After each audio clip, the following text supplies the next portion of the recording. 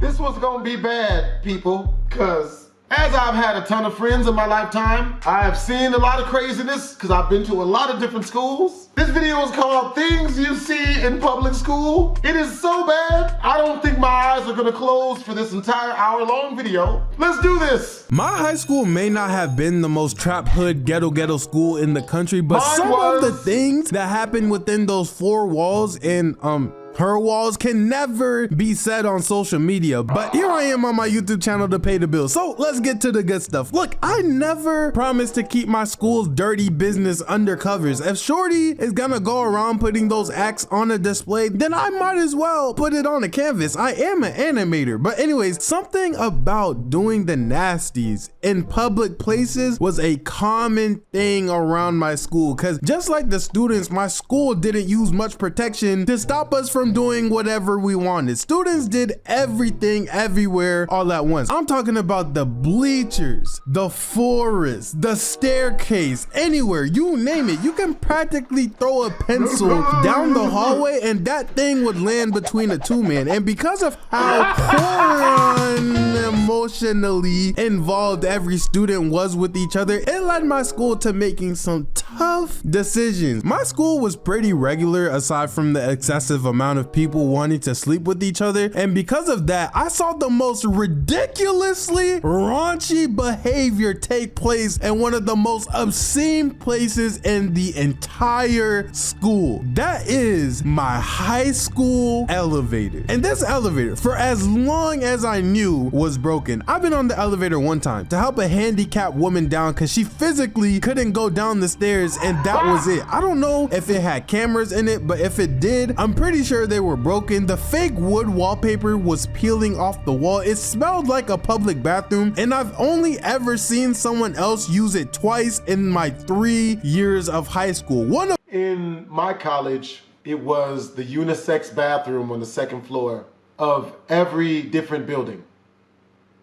Which the elevator got stuck halfway up, and the kids in the elevator had to be rescued by fire marshals after they pried the door open. That's how dangerous and unusable this elevator was, but it was also perfect for aroused teenagers. I know it sounds stupid. It's hard for me to believe too, because I can't imagine being so excited for a shorty that I would put my life in danger. Like, that's crazy. But I quickly learned that people are disgusting. The elevator is disgusting. In the one main hallway close to the cafeteria, but if there's no lunch going on and class is also going on, it is one of the most dead places in the whole building. And the only reason I was even there in the first place is because I just left the main office and I had to pass the area to get back to my class. And as I'm walking by, I hear someone drinking water. Wait, no, that's not water. Okay, no, I hear someone cough. Wait, actually, no, that's not cough. Maybe that's choking. So I'm like, oh shoot, someone is dying right now. Like, I need to go help, but I'm thinking the person's not gonna survive long enough for me to get a teacher. So I find where the noise is coming from, and it goes back to sounding like someone's drinking water. Like, the noise is coming from the elevator, but the door is shut, kinda. But like I said, this elevator has been broken, so you can just slide it open with your hands. And when I tell you, all I see is a girl wipes her lips, looks me dead in my eyes, and to the left I see this dude with his pants to his ankles. I was so disgusted and disappointed with these students, bro. I couldn't believe what I was seeing. Imagine sending your daughter or your son to school only for a teacher or a student to catch your son draws to his ankle and your daughter with meat on her face. Bury me now, cause that would destroy my soul. But in the moment, I didn't even know how to process the information that I was seeing, and for some reason I just started busting out laughing. Like, ain't no way niggas is knocking down shorty throat in the handicapped unavailable elevator. And I'm laughing so loud that I kind of made a commotion, and a teacher comes from the office, sees me crying so much, laughing so loud with so much tears in my eyes that it looked like I just finished sucking. The teacher also sees the guy and the girl, but the whole scene is already cleaned up. So at first glance, it just looked like 3 people in a hallway walking. But here's the thing, and this is where I kinda start to feel bad a little bit too, because I think because of how loud I laughed, it caused the teacher or staff member, whoever she was, to check the cameras and not the elevator cams, but the hallway cams. And I'm guessing she probably saw them walk in together, and because of that, I'm pretty sure I got them both suspended. But ain't that about the craziest head story y'all ever heard? Shorty was literally gargling like it's mouthwash in a public and she would have got them getting her drink on, bro. Elevator, bro. Alright, it's a wrap. Fade to black. Laugh at me a lot, which made me become a real quiet person. But the person who always made me feel better was my big sister. Since she was only 1 year older than me, I think she was like 9 and I was 8 or something, she was always around to protect me and made sure I was treated right. Obviously though, that just means when she wasn't there, I would get picked on 10 times worse than when she was there, cause PEMDAS or something. Kids are ruthless. I remember this one time walking into a new class, and for some reason I was wearing shorts, my knees were ashy, and literally everyone there made it a point to laugh at me and try to draw on my legs. They would play games on my skin, which is impressive considering that we're in band class right now. You don't even need pencils here. I was literally one more hangman game on my leg away from running fades. They'd be like, hey, Stanley, pick a word. The word is about to be gun if you don't stop touching me, Kyle. You ain't gonna do nothing. I'm kidding. His name was David. Anywho, because of the constant pressure being applied by my classmates, I relied on the comfort of my big sister to get me through my days. She was basically my hero the way she used to protect me. But ask yourself this, what do you do if your heroes are in danger? Do you run? Do you try to save them? Or do you fight? See, I was so caught up in being bullied that I didn't even realize that my sister was going through the same exact thing. Like, these kids did not mess with us. And I'd give them a pass if we were like annoying or something, but we just moved here. They don't even know me. One day, school finishes and I get in the bus to go home. I go all the way to the back, and let me tell you why the second to last seat is elite. Kids would only be able to pick on me from the front. Man, I bet it ain't got nothing to do with you blowing up people's spot. You know what I'm saying? Like, bro, you know how long it take to get a shorty to do something like that in the elevator? And then you go by and start blowing up laughing instead of just like walking away and letting them do what they do? That can't be a reason. Front of the bus. But I figured if I could see it coming, then I could minimize the damage. And the reason I don't go for the last 2 seats is because someone is always fighting for that spot. I've seen kids get textbooks thrown at the back of each other's heads for sitting in the front, and I'm not risking it. I'm pretty sure when the teacher said that our minds are our strongest muscle, that isn't what she meant. I'm in the back, I sit down in the second to last seat, and then I see 2 people heading my way. I see Isaac, and then I see Phil, and they start walking towards me. Just my luck, man. Even after school, I gotta deal with school bullies. They sit to the 2 back seats behind me, and as I'm minding my business, I hear them talking about my sister.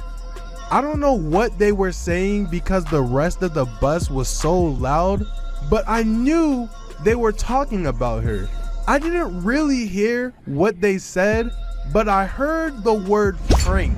But before I could come up with a way to stop them, on cue, my sister comes on the bus and walks down the aisle. As she's getting closer, I try to warn her, but I start stuttering like, yo, Faye. And once she gets close to her seat, I froze, I panicked. So before I could get to say anything, Isaac's eyes light up. He smiles and yells out, "Hey Felicia, you dropped your pocket." Which is honestly not that bad. But my sister, my sweet sister, unknowingly looked down, thus completing the joke. And obviously you can't drop your pocket. That's the whole thing. Everyone in the vicinity of that joke breaks out into laughter. The secondhand embarrassment that I felt was immense. I can't even imagine what my sister felt like. So now I'm hot because nobody is allowed to disrespect my sister but me. The bus ride continues and they keep making fun of my sister. I'm literally clinging my arms together so I don't do something I might regret. The bus stops and Isaac, who has been doing 98% of the trash talking, gets up to get out. As he's walking out, he stops and I hear him say one last thing to my sister under his breath. I'm a calm person, okay? I like peace. I like tranquility. But even Gohan had his limits. That struck me right in my nose. I don't remember what he said. All I remember is going from sitting down to standing up in front of him. I grab Isaac, I throw him into a seat. Once I have him pinned down, I stand over him and I started going in. I am full throttle punching right now. My knuckles started hurting. Everything turned red. I was so blind from rage to the point I closed my eyes and kept punching. It felt like I wasn't even there anymore. I basically blacked out. I slowly open my eyes and I see Isaac, and he is balled up, scared for his life in the seat. Perfectly fine though. I look behind him and the seat is dented and ripped with knuckle prints all over it. Nobody got hurt though, because I wasn't actually trying to hit him. I just wanted him to stop annoying my sister, so I scared him. When I said kids are crazy, that included me too. Like, I don't know why you thought it didn't. I was standing over him like Deku when he beat Muscular. I felt like a hero. Everyone was just in shock that this second grader just threw a fourth grader into a seat and dented it. Isaac gets up and gets off the bus, doesn't say a word, just terror all over his face. The bus driver doesn't say a word either. I'm like, bet. I sit back in my seat like nothing happened, and guess what? He never bothered my sister again. Brother of the century? Maybe. Brother of the year? Definitely. She's the only white chick in the entire county that was dumb enough to leak her love life, and it completely destroyed her husband's career for the next 4 years because he also worked in the same school. When I tell you, niggas was going up to her husband in his face in the middle of class just to clown him, I am not joking. OnlyFans wasn't even out at this point, meaning that when she got leaked, it wasn't because someone found out what I'm about to tell y'all. It's because she willingly gave up this information, which till this day, I still find very hard to believe, because unless she was pillow talking with a fellow student, which respect to that nigga, how does this information ever see the light of day. Batman himself can torture me by making me eat one of Pokemon's cookies with no bev, and I still wouldn't give up that information. Basically, how it happened is I have this teacher that leaked herself for my first or second class of the day. Everything's normal, class is boring, it's cold in here, the perfect conditions for prison. We get out of class, and then the next group goes into her class, and she does not keep the same energy at all. You would have thought they were serving avocado toast in there the way I saw so many white kids smiling. But for some reason, that teacher hated me and my friend's guts. We've never seen that side of her, and I'm high-key sure that's due to a form of racism. But newsflash for her, all of that trust in her fellow clan members is what ultimately led her to getting exposed, because she got a little too comfortable and told one too many Jennifers at my school about her and her husband's love life on accident. She told this minor that her husband has some type of rare heart condition that won't let his heart operate properly after a certain heart rate. For example, if his max heart rate is 75 beats per minute, if that man reaches up to 80, he will never see 80. If he goes over by 1 beat, then he's gonna be 6 feet. And somehow, I'm not sure if the teacher was talking to a Snapple bottle cap or light Yagami, because the students she told this information to knew one crazy ass fun fact that no regular person knows off the top of their head. That is, to bust a nut,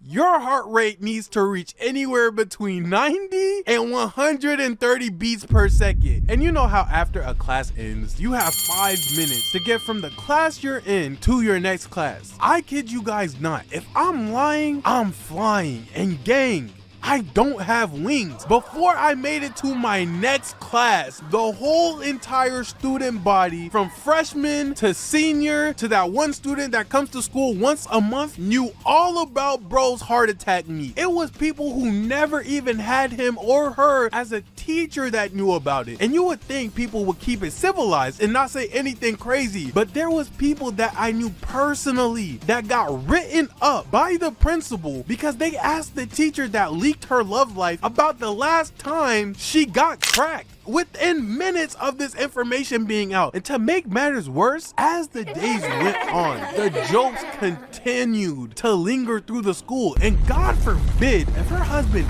ever got mad or frustrated in class, the other students would straight up be like, hey, you better calm down before you die, nigga.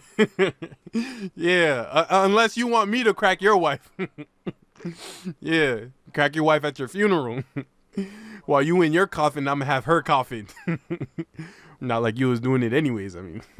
Literally some of the most disrespectful things I've ever heard in my life. Let that be my wife that ruined my career. I'd have to call my sister to shoot the fade with you, because now you got prepubescent children whose Adam apple ain't even formed yet telling me that I'm not a man. How he didn't jump off a bridge after that, I don't know. God would have opened his heavenly gates in the morning like, whose package is this? The way I would have been there without any notice. But now that it's been over 4 years since that happened, I genuinely hope that bro is back to living a normal life where everyone has forgotten about it. And to that melatonin drinking, avocado eating, bottleneck biscuit skin woman he has for a wife, I hope she realized that just because someone smiles in your face and makes you feel comfortable doesn't give you the right to share information that involves someone else. Because she could have been cool with me, and I wouldn't even ever know that your heart rate has to be over 90 beats per minute to get to the finish line. So if there's anything I want you guys to take away from this story, is that you guys need to like this video. It helps the channel a lot, and if you follow me on Instagram, you will know that I'm dropping 6 animations this month as a Christmas present to you all. But I can't do that without you supporting the video by hitting the like button. It's free to you, but means the world to me. You guys have 3 more videos left. Hope you guys all enjoyed the video. Make sure to subscribe to Stanley Animations if you guys enjoy animated story times. Twisms.